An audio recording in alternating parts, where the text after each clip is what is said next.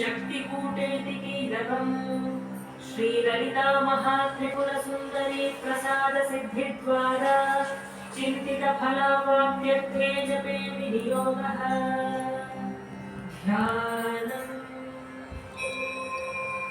सिन्दूरारुणविग्रहां त्रिनयनां माणिक्यमौलिस्फुरत्तारानायकशेखरां स्मितमुखीमापीनवक्षोरुहां पाणिभ्यामणिपूर्णरत्नचषकं रक्तोत्पलं बिभ्रतीं सौम्यां रत्नघटस्थरत्नचरणां ध्यायेत्परामम्बिकाम्।